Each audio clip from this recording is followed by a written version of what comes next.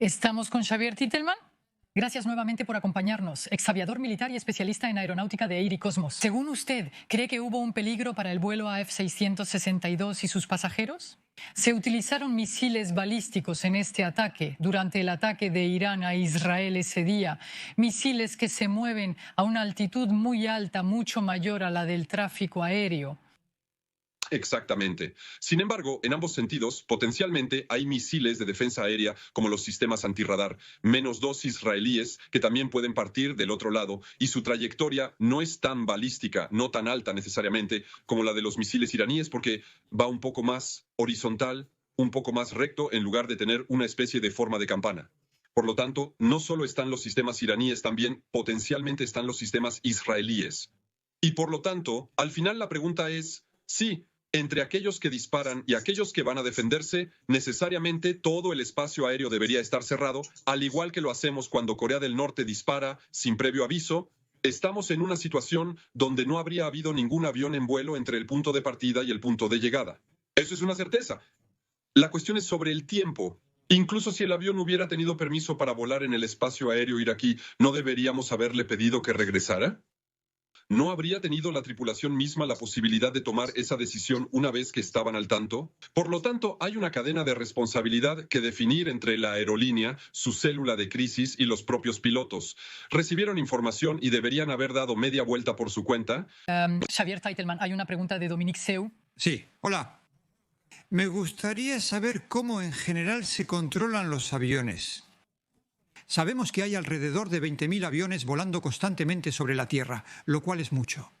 Incluso hubo un récord histórico el pasado 6 de julio que había 145.000 aviones al mismo tiempo en el cielo. ¿Cómo es que las compañías son las que dirigen? ¿Son placas continentales, centros de control continentales? ¿Cuál es la organización habitual? Porque cuando uno piensa que cada día hay simultáneamente hasta 145.000 aviones en el aire, lo cual parece complicado. Alan, según mi conocimiento, hay 145.000 vuelos diarios, es decir, los aviones realizan varios vuelos. Aún así, las magnitudes son enormes. Los aviones establecerán un plan de vuelo, es decir, desde el inicio conocen sus puntos de paso. Los diferentes puntos de paso, por ejemplo, te daré un caso real. Un avión de Air France que regresaba de Corea del Sur a Francia tuvo que desviar su ruta debido al cierre del espacio aéreo de Kazajistán por el lanzamiento de un cohete ruso. El avión tuvo que desviarse por muchas horas al punto que ya no tenía suficiente combustible para llegar a París y tuvo que aterrizar en Europa del Este. Por lo tanto, tener espacios aéreos que están cerrados y que debemos reajustar nuestro vuelo para adaptarnos a la realidad del terreno es normal, es frecuente. Puede venir ya sea del espacio aéreo y finalmente tu destino se ha cerrado debido al clima por razones de seguridad o porque estamos en guerra en Afganistán y ya no podemos cruzar. O es la aerolínea que, al comunicarse con sus pilotos, les dirá que la situación ha cambiado y ya no pueden aterrizar en Beirut debido a disturbios e incendios en el aeropuerto, como sucedió anteriormente. Y los aviones son desviados para aterrizar, por ejemplo, en Chipre. Les comparto ejemplos verídicos. Así que hoy estamos en una situación, no es la primera vez, no será la última vez que sucede que redirigimos aviones. No es la decisión del piloto, es la compañía o los controladores aéreos quienes les darán una orden. Pascal Peri, tenías más información para darnos. Sí, en cualquier caso, una pregunta.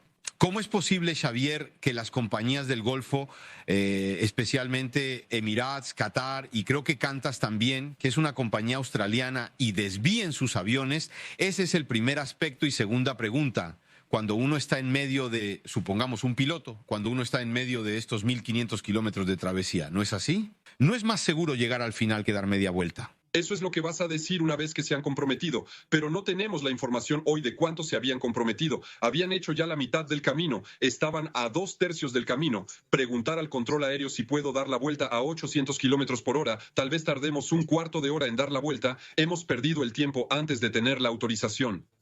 En ocasiones es más rápido, eficiente y seguro continuar avanzando. Como se ven las imágenes en la parte inferior izquierda de la pantalla, cohetes y misiles están a punto de despegar. En Cabo Cañaveral o con cohetes aéreos es común que pasajeros de aviones filmen este tipo de imágenes. Si solo pasa a lo lejos no hay problema. ¿Funcionarán todos estos misiles? ¿Se mantendrán a gran altitud? Y finalmente, hay dudas sobre la fiabilidad de los sistemas iraníes. No hay riesgo directo, aunque los aviones nunca deberían haber estado tan cerca de los misiles. Sin embargo, una vez lanzados y comprometidos, quizás lo mejor era continuar hasta el destino. Pregunta complementaria, pero ¿cómo se maneja concretamente entre el Quai d'Orsay, la inteligencia, Air France, la seguridad en un momento así? Hay una célula de crisis a nivel de Roissy en Air France. Que funciona. Evidentemente, las 24 horas, cuando hay vuelos que van a estar disponibles y reciben información que les llega de todo el mundo, de la seguridad civil, de los servicios meteorológicos y obviamente de los servicios gubernamentales, cuya clave de oro es... No creo que los servicios de inteligencia estuvieran muy involucrados, ya que solo tenían que mirar LCI esa noche para saber lo que ocurría. Desde que reciben la información, toman decisiones, y esa es la cuestión real. Hay algunos vuelos de Air France, y no solo de Qatar, y las compañías del Golfo dieron media vuelta, por lo que sabemos que Air France tenía la información, y este avión que cruzó, estoy casi seguro de que ya estaba comprometido, y por eso no le dijeron que diera media vuelta. Debía conocer la situación, debía estimar que era más seguro continuar en lugar de dar media vuelta. Y efectivamente, afortunadamente para todos, este avión llegó al destino correcto. Pero la pregunta será dónde estaba este avión cuando tomaron la decisión de dejarlo cruzar, y hoy no tenemos la información sobre lo que sabían los pilotos, qué orden recibieron, ni dónde estaban cuando ocurrió. Pascal Perry confirmó que el avión estaba muy comprometido. Elisabeth Martichoux. Solo tenía una palabra de ambiente para decir. Siempre hay conversaciones entre la cabina de mando y los sitios de observación en tierra. Los vuelos son seguidos. Lo que me dicen es que la conversación entre los pilotos y el control en tierra era muy particular. No es una conversación que se tenga habitualmente. Les desearon buena suerte y sentían que la pista estaba tambaleante. No solo en el suelo, sino que también estaban molestos. Son los iraquíes quienes dijeron, buena suerte a los pilotos franceses. Y Él sentía que aún persistían cierta tensión y riesgos. No los enviaba al peligro, pero... Elisabeth Martichoux, es bastante aterrador. ¿Cuántas personas había a bordo? 2 preguntas, si es posible. Primero, ¿es el servicio de seguridad o el control aéreo el que finalmente es responsable de la elección que se hizo, posiblemente, de hecho, de dejarlo continuar en la zona de riesgo? Y segunda pregunta, si entendí bien, comprendí el riesgo, el punto de impacto posible no era en el momento de la circulación, sino cuando el misil podría, en su progresión en el cielo, golpear un avión. De lo contrario, él no. Ningún riesgo de colisión entre el misil y el avión de Air France. Dijiste tanto. Sí, los aviones deberían pasar casi verticalmente sobre el sitio de lanzamiento de estos misiles para que hubiera un riesgo real. Pero en general, por ejemplo, en la Marina realizamos lo que llamamos limpieza de zona. Solo en caso de que un cohete Ariane 5 explote con pedazos que caen, vamos a cerrar zonas que son absolutamente gigantescas en el Océano Atlántico, frente a la Guyana. Si estos misiles funcionan y no pasamos en vertical, irán tan alto que no hay riesgo para el avión. Pero por principio, estas zonas deben estar cerradas.